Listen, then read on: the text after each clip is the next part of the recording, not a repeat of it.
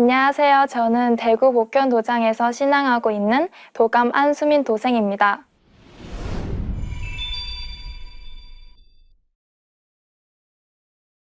저는 운이 좋게도 부모님이 신앙을 하셔서 어머님 뱃속에서부터 신앙을 했는데요.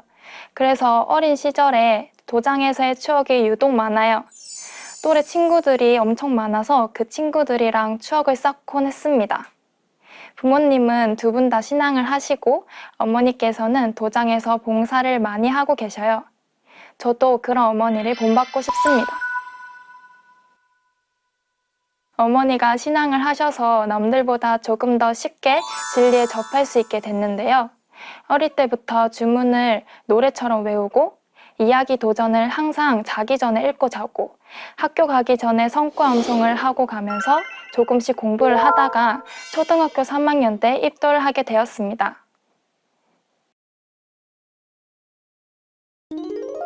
여러 가지 책도 읽으면서 공부를 해보니까 진짜 증산도 진리라는 게 끝도 없구나라는 걸 알게 되었어요.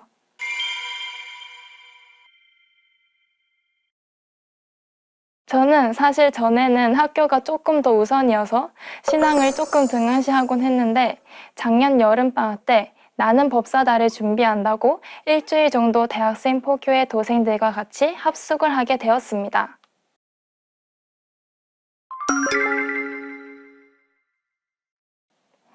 처음엔 그냥 가볍게 공부하는 줄 알고 왔지만 내가 지금 하려는 게 나법사인 걸 알게 되고 이왕 하는 거 제대로 해보자 하는 마음으로 마음을 다잡았습니다.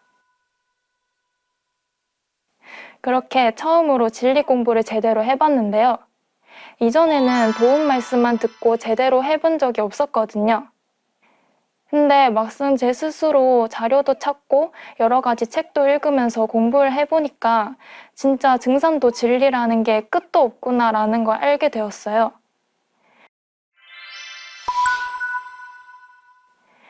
제가 그때 맡은 부분이 천지공사 파트였는데 정말 상제님, 태모님이 짜신 대로 세상 일이 굴러가는 게 너무 신기했고 도수대로 딱딱 맞아떨어지는 게 진짜 소름 돋아서 더 알아보고 싶고 재미있고 그랬던 것 같아요.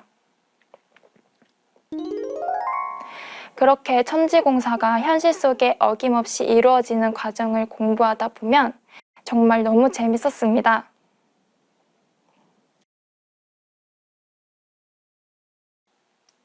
천지공사 내용 중 한 가지만 소개를 하면 11편 261장에 나오는 덕평이 공사인데요.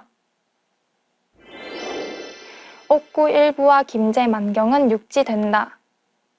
하루는 태모님께서 말씀하시기를 옥구 앞을 흐르는 만경강이 막혀서 농토로 바뀔 것이다 하시고 또 만경 쪽을 가리키며 말씀하시기를 옥구 일부와 김제 만경은 덕평이 공사가 있어 저쪽은 앞으로 다 육지가 된다 하시니라. 놀랍게도 이 덕평이 공사는 실제로 새만금 공사로 현실화가 되었는데요. 전북 부안군에서 군산시를 연결하는 세계 최장의 33km에 달하는 방조제를 건설해서 여의도 면적의 140배에 달하는 간척지를 조성하는 사업입니다. 새만금 방조제는 1991년에 착공해서 2010년에 완공되었고 그 안의 간척지는 아직도 조성 중인데요. 이 새만금 공사가 시작되기 오래전에 천지공사로 정해졌다는 사실이 진짜 신기하기도 하고 놀랍기도 하죠. 그렇게 천지공사가 현실 속에 어김없이 이루어지는 과정을 공부하다 보면 정말 너무 재밌었습니다. 또 제가 나눔 법사다 발표를 준비하면서 제일 신기하게 느낀 천지공사는 5편 7장 말씀입니다. 씨름판 때는 조선의 38선에 두고 세계 상씨름판을 붙이리라. 만국 재판소를 조선에 두노니 씨름판에 소가 나가면 판을 걷게 되리라. 이 말씀인데요. 실제로 1998년도에 고 정주영 명예회장님이 소 500마리에 통일소라는 이름을 붙여서 휴전선을 넘어서 북으로 몰고 간 사건입니다. 이 사건을 보고 정말 상제님의 말씀대로 소가 나가는 것이 현실화가 된 것을 보고 되게 신기했습니다. 공부라는 것에 지루함을 느끼고 진리는 어려울 거라고 생각해서 제대로 해보지도 않고 피하기만 했는데 이렇게 막상 해보니까 하나도 안 어렵고 오히려 흥미로운 내용 덕분에 즐겁게 합숙을 했던 것 같습니다. 무언가를 이루기 위해 가장 필요한 것이 정성이라는 말이 너무 좋아서 늘 마음속에 새기면서 살고 있는데요.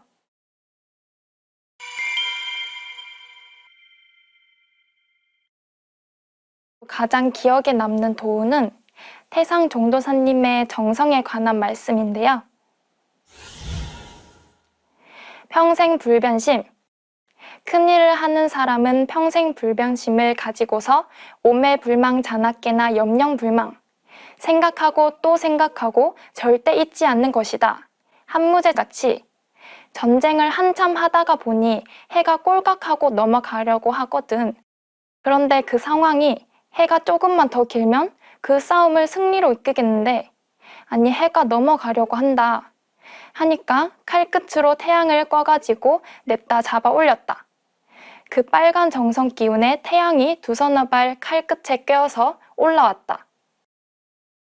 그렇게 해서 그 전쟁을 마무리했는데 그러자 해가 꼴깍하고 한순간에 넘어가는 것이다. 이게 역사에 기록되어 있다. 무언가를 이루기 위해 가장 필요한 것은 능력이 아니라 정성이다.